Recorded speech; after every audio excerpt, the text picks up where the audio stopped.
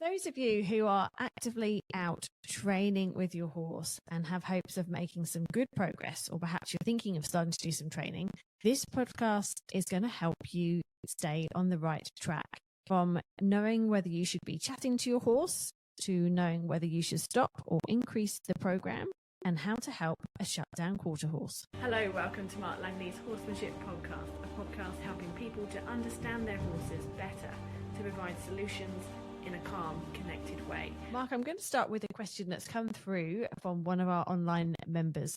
It's from Min from Canada, and she's been working with a 4-year-old draft cross gelding who had a really negative experience being started a year ago before she got him. So she's done a full restart using your methods. She's come across one bit of a sticky area though, and she would like your advice on it before she goes too far, and especially starting to ride him. What she's finding with on the line or at liberty in a round pen or in the arena, he can buck and kick out towards her when he's asked to canter. She's only trying to use the feel of the rope to bring him forward into the canter, but he stops and backs away, or if she gets her energy up, he'll buck and take off. It's almost like, she says, he's being scared and defensive at the expectation of being chased. He used to refuse to trot with her, but now he's very light and responsive with his yes, using your methods. So that's going well. She just comments too that she's not using a lot of pressure, not using driving energy, and he leads beautifully. He's really responsive to the feel of the rope and is overall a sensitive guy. So she's not quite sure why the canter is so much harder for him to process and think through, and she wants to help set him up to be confident, willing and safe. So is this a pattern that he's gotten into, and how can she address it so she can move forward? It's a memory. I think it's based on a memory. Most horses that I've had that do those things that you've sort of, they've had that kind of bad start. It seems to be every man and his dog putting a horse in a round pen and sending them around quite a lot to start them. And, over the years of me starting horses, I was backing off that all the time because I'd realised the detriment of it, especially for certain sensitive horses. So that's why I've evolved to do what I do now. And a lot of horses that have a bad memory in them, the canter or the speeding up is where it kind of the wheels fall off, because at some point to get those horses to canter, sometimes they would have had enough fear in them to make them feel that they were almost bolting, like, I call it bolting in a round pen. They're just going around with nothing to stop them, so they just keep running. So it's a really negative experience. And because of the memory of driving pressure, as soon as you spike him up in the sense of his awareness, so the awareness creates this. So I guess how to explain it better. When a horse has been, say, drive, draw, and desensitized, it's been driven to go. To get enough energy to kind of canter, they usually have gone into a flight response, which is a fairly high-level flight response. So as their awareness goes up, which we want awareness, we want the horse in the green zone, and as they get more aware, they go, I've never been this aware without running away. Here comes the hammer, So they either get defensive and kick out, or when they go into canter, they run off a bit and it all goes wrong. It's essential to sort of bring their awareness up and say, but I'm not going to chase you. And you have to learn to be aware, sensitive, have good energy and not be frightened.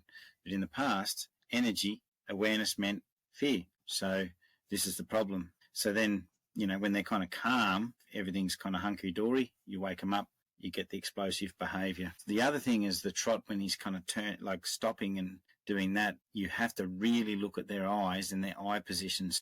And on those horses, there's a part of the eye, like if you were looking at the eye, there's like the front part and the back part of the eye. So if you watch them closely when you do your leading out lessons, especially when you start to just jog them out, but just look at it in the fast walk on both sides. And as they go past you, as your horse goes past you, you'll see as soon as you're in the back of the eye, one side more than the other, they'll probably just switch off and look to the outside and it'll look like they're kind of leaving. If you see that, you address that firstly at a standstill, which you might stand at the back of the eye, put a bit of pressure on, get them to look out and look back, look back, look back. And then what you do is you sort of get them out and bring them back with the thoughts, and practice the transition of rolling the eyes out and rolling them back, rolling them out, rolling them back. Okay, really, really important. And you have to do it on both sides until you're working from the hip and there's no resistance right through to the hip, and the horse has got that nice adjustable thought, and then you jog them out and bring them back. and you do a lot more of that passing of the eye at speed, and just watch for all the little bits that are not quite right, and go about fixing those bits until the horse is really good and floaty all the way through. And then you will get to a point that you can sort of turn your back on your horse, pick up that rope, and they'll just kind of float through, float out, and then find their canter. I've had horses that blow up at the canter, and to be honest, I've just kept persisting on canter them up. They blow up, they go out to the end of the rope. I've turned around, I'm going in a new direction, and I ask again until they start to go, all right, every time I go out there and blow up, he's turned around, he's off in a new direction, and I've got to find him and catch up again. And after maybe 20 or 30 transitions, though they have to go through it, they tend to get over it as well. So, because they know eventually, well, you're not driving them. And the other thing is you do a lot of approaching them with energy and keep reminding them that you're not a threat. And as I said before, maybe create a bit more awareness in the slower speeds, wake them up a bit more in the slow speeds, and just see if they start wigging out a little bit when they're a bit more awake. And then you know that speed that you do later is causing a lot of the bigger problems. And that approaching with energy and some of the other things that you've been mentioning, there are specific videos on that on the Membership Minute if you want to have a look at how he does those. That's quite a few nuggets you've just given there. I think if I was in Min's position, I'd be like, yippee, give me a few things to try. That's great. I'm going to move on to the next question. It's from Carla from Germany. She also has a young horse. This is a 4-year-old gelding, but she feels that he's mentally immature, and she is riding him out on the trail, but she finds that after about an hour, he'll throw his head around. Sometimes he'll stop, and he shows sort of little tantrums that aren't always about grass, but grazing grass has made things a little bit worse. Now the fields are closed, and he's fixated on it. So they used to go out doing hand walks, and she would let him graze as they were walking for a bonding kind of moment. But now that's kind of turned on its head because she's sensing his frustration at not being able to eat the grass, even though they're out together. So she's got a couple of questions for you. Should she stop grazing altogether? And also, should she now stop riding or wait a little bit so that he can mature? Or should she be ramping up the training with more discipline or more frequent riding? My gut says caution, awareness, not too much. Well, the right balance of curiosity and caution, okay? My gut says he's probably slightly impulsive. He might have strong thoughts and feel that, I feel not enough caution in the sense of being aware of boundaries and accepting those boundaries, okay? So immaturity, aloof, kind of strong thoughts, grass, can I have the grass, things like that. Patient. And then the anxiety of having all this stuff on a trail ride going on, I'll have grass instead. That'll cope that'll sort out my problems. So, we have to go back to the training, back to the manual kind of thing, and go, how is he normally? Does he tend to target things a little bit more than just kind of be very cautious and sensitive and soft? When he when he sniffs on me, does he kind of push as he sniffs, or does he go a little cautious about it? Is he aware when I'm walking around of giving me space and me not having to ask for it all the time? If I do things quicker and I ask for things quicker in the yards where I'm safe and I'm not out on trail, and I say, oh, can you do this now? I'm in a hurry. Or can you follow that rein? Can you back up in a hurry in the long reins, or back up under saddle in a hurry? Does he go, oh, that's too much, stop doing that. I'm used to that little routine of the pressure starts like this and it feels like this, and you're in your rhythm, and I'm used to that. If he challenges and starts to sort of go, hang on, you've ramped it up a little bit, not ramp up your whole training schedule, but just kind of, expect a little bit more on timeness out of him, rattle him just a little bit more, ride him up fast, bring him back, just press a little bit and get that kind of yielding frame of mind where he's a bit more softer and he can cope with that bit more pressure, and make your boundaries very clear. It's not like, maybe it's like, when he's got a strong thought over there, that's not available, but there's plenty here that's available. And, with those types of warm bloods, if he's a warm blood, I deal with them a lot, and the young ones, and they kind of seem immature, but when you get them centered and you give them the right amount of caution, they will start to reset. But you might have to put a lot of your emphasis on being centered, cautious, and have a mature mindset. And I believe mindset, a lot of maturity in horses. I'm not going to sort of, I could start a whole debate on this and stir up a whole hornet's nest about maturity in a horse's brain. But maturity is environmental in horses. But a lot of people would say it's genetic. Yes, it is environmental. It is also genetic. There is also horses that will maybe mature a little later. But all the horses that I have that come to clinics that would be called immature, I believe have environmental letdown, as in the environments let them down, the weaning process, the herd that they're with, the boundaries that are being created and all that through people all the way through right through to their training. And then they seem like a kid who has, no idea. And like I say, the kids in the 1800s versus kids in 2025, who's going to cope with more, the 2025s or the 1800 kids? And I know who I'd be backing if I had to get a few jobs done and have some sort of good work ethic kids. I'd go for the ones back in the old days. And that wasn't all genetics, that's environmental. So we have to think about that with horses too. How do you know when to stop training? You mentioned the mindset before. So, and some people call that the comfort zone as well. So when you're training, you're obviously wanting them to be in that right mindset and that comfort zone, and they can't stay in it forever. So when does it become too much and you have to sort of, that lesson then becomes a bad experience and it could be counterproductive? This is a question that's come from Andrea in Queensland. She's got a nearly 8-year-old, very sensitive Arab, and she's really trying to figure out when she knows when training is too much or not enough. Okay, so going off the subject of mindset, and I know that little horse, she kind of bounces around. She's very sensitive, and also I would say through environmental sensory processing horse, so a lot of stimulant goes into her brain, and she kind of has to kind of process a lot because of that.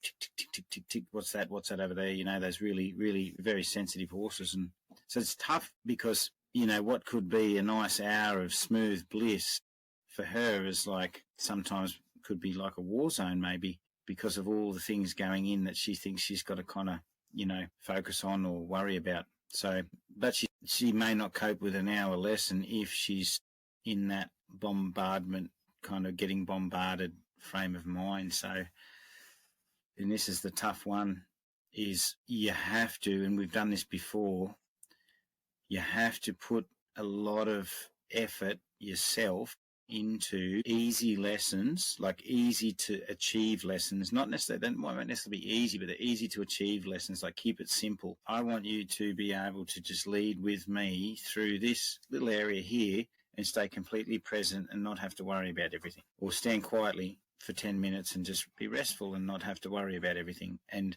create that mindset habit every single day. And you'll feel like you're going backwards, but you have to train something till a horse knows it. And with a horse like her, it's very hard to know something well because there's so many things happening in her brain. So you only get kind of 50% there, and then you're on to the next thing and the next thing. So if you're riding her out and doing lots of things with her, but she's always kind of bouncing around in her mind, then as I say, she's always in a bit of a war zone. So you can actually sour her and cook her mind by doing long sessions. Do an amazing half-hour session, and if she can learn to be in the correct mindset by being clear with the boundaries, show her what she can think about and how she can think about it. Like, don't stare at something like that, not processing it. Process, be centered in yourself and have a little look, glance, tick it off, and say that's okay, come back again. Make her very interruptible, all that sort of thing. And then what'll happen is you'll start to carve that neuro pathway. So keep it simple to carve the neuro pathway so she can do something well and achieve it with you not having to train her. So you will have to train her to start with, but she has to do it for herself. Then when she's sort of living in that mindset more, then you can teach her and you can ride her out, you can do stuff with her because she's now learnt to be in that mindset. It sounds really hard, and it kind of is on some horses. Wet saddle blankets have never fixed those horses. Long hours have never fixed them if they start to just shut out. So, yeah, it's a tough one, but if you can kind of look at that, and I know we've worked on that before and it feels like you go back a bit, but you really got to look at those things, especially with her. Now, if you're someone that's used to working with a particular type of horse, say a sensitive horse, the ones that you've just been mentioning there, and then you switch to a type of horse that's completely different, they come across as dull and shut down, then it presents a whole new challenge, doesn't it? I've got a question here from Cindy, who is in Australia. Now, she's used to Arabian horses and really sensitive Arabian horses. She's used to how they're responsive and how they show their emotions. Now she's working with her niece's quarter horse, who just seems really dull and shut down. She's really not sure how to move forward with this particular horse. How can you advise her to sort of start to look at what she needs to work out what she's going to do? Some of the answers the same as the really, the really aware horse that I just spoke about is do one thing well. So the aware horses centre and don't take 50,000 photos. The dull horses get out of bed and put your socks on, or just get out of bed. I'm not going to send you to work until you can get out of bed. So getting out of bed is waking up. You have to wake up first, okay? Like horses in depression, or people in depression, it's hard to get out of bed each day because you'd rather just fall back into bed sort of thing. And that's why they fall back into their hole, because it's easy to stay in the hole than come out and maybe have these kind of traumatic feelings from all the memories and stuff like that have happened, and never being able to problem solve and think through situations. I'm going to talk about a horse that I had, and this is all in the same sort of, everyone will get a bit out of this podcast, whether it be the warm blood, that's getting a bit funny on trail, or the quarter horse that's kind of really hard to operate. There was a horse that had been sent to a trainer to be started, gentled. They sort of called it gentled, but I don't know about that. I think it did about 3 sessions a week, 15-minute sessions, because it couldn't cope with longer sessions, because that type of horse, or that particular horse, more than 15 minutes was too much for that horse. So that's going on the subject of how long a session should you do with a horse. Now, that was the trainer's perspective of, that horse is this type of horse that can only do this many sessions, this many minutes before it, you have to stop, otherwise it'll turn off and it'll have problems. I spent 3 days on that horse teaching it how to lead. The first 2 days were spent on when I pick up the knot, wake up and start to search, blink, think, breathe, search. This is a broken in horse. This is one that's supposed to be broken in, right? But when it woke up, it'd self-lunge, because the only way that they could wake it up was chase it. So then when everything went quiet, it'd just fall in the hole, much like your quarter horse is probably doing. So when it started to wake up, suddenly you'd get this horse trotting on a lunge, but it still wasn't leading because it was pulling on my arm. And in a round yard, it probably wouldn't have pulled on someone's arm because the round yard's there. And when I went to say slow down, soften, I just had no feel, nothing on it. And I'm like, this is a started horse, like it shouldn't be like this. So I spent 3 days teaching it to lead, until on the 3rd day I could pick up that rope and the horse would float and trot forward. But as I said, 2 days of just picking up that rope and say search. Now, to get that horse to listen, some people might go, oh, it might have been a bit firm on it, but I kind of was big enough on that rope to go, what was that? I woke up, well, geez, where am I? And then I'd go very quiet again, and I'd lift the knot quietly and keep doing that until the horse went, oh, I can wake up. So then it'd wake up when I picked up the knot, search, and then all I had to do was place the rope through there, and the horse would start to go towards its thoughts and search and start to find perpetual motion, things like that. So I was doing one thing until the horse could do one thing, which meant it learnt how to do it itself. So when the rope was on its head and the rope started to lift and move, the horse woke up and said, my responsibility is to stay alive, the song, follow the rope, stay alive. She rode the horse on the last day, squeezed it, trotted it. Guess what? 15 minutes goes by, horse is open, blinking, thinking, travelling around like a happy horse, trotting, walking out like I'm walking out, having a good old day, trotting up, go and visit his mate, trot around with his mate, leave his mate, didn't even care about his mate, went to the other end of the arena. 15 minutes, 20 minutes, 25 minutes. How long's a piece of string? So when that horse was in the green zone, he was happy. So this 15-minute lesson kind of theory on him was completely off, because the education wasn't getting him to be responsible, go towards his thoughts. So he was just dying into a shutdown place and being a gypsy cob horse. Well, he just died and went, I'm not going to do anything. Okay. So he had to be ridden with a stick. And when she picked him up, the rider rode with the stick. The trainer was in the middle with the lunge stick. And I would have said, he's not started, because if I need 2 people to ride a horse, then this is not started. But the leading for 3 days pretty well started him again. So she could ride him, and she was happy because she didn't have to ride him with a stick or spurs. And he had natural flow, he had perpetual motion, he was carrying himself better. Even in the yards, he started to carry himself better. Even just in general, he was like alive again. So he could have went for an hour and it wouldn't have felt like a grind, and he would have stayed awake in the green zone for an hour, I think, if that was presented to him. Going back to your quarter horse and all these horses we're talking about as length of lessons and stuff like that, how long's a bucket of feed? If a horse is eating a bucket of feed, and how deep's the bucket of feed? Well, it can stay focused on the bucket of feed for an hour, couldn't it? So, and that's what we're trying to look. Yeah, it just depends how you do it. And so you've got to get one thing with that shut down quarter horse and teach it responsibility. It may just be, this is 2 meter distance between you and I when I'm walking around. Measure 2 meters and have that mental tape measure in your mind. So the horse has it in its mind, and it has to be responsible for keeping that 2 meters. And you shouldn't have to turn around and say, hey, you're in my space, back up again. Oh, I have to pick you up again. I have to pick you up again. So every time that horse walks into that 2 meter mark, you might do something big enough to make it go, oh, what was that? There's a bubble there, until it's doing it for you and it's alive and it's thinking and it has responsibility. And if that one thing's working for a week, you'll see the horse go, oh God, this is not kind of pushing and shoving and chasing. This is just, I just got to stay alive and be aware. Oh, this is easy. And then when it's aware, you pick up a rope, move your rope, and the horse goes, oh, this is easy because I'm aware. And they start to really, really get really good about it. So,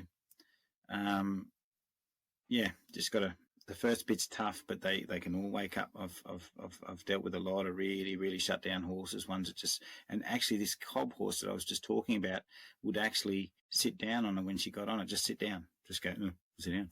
So that's how bad it was getting. And he's only a young horse. That was the sad thing, he's only a young horse. So I know when you're training, put a lot of emphasis on the feel and the rope, not so much on your body language. It's more about what the horse is learning through the rope and how you're offering it in a really clear way. But what about how you use your voice? It's not something we often talk about, but I've got a question that's come from Ilse from Holland, and she's got a young mare who has come to her from Italy. She's fairly new to your membership and is enjoying your methods. She's finding that the progress that they're making, this mare is coming along nice and soft and making good progress. But she uses a lot of her voice to compliment when she's training. So she'll say,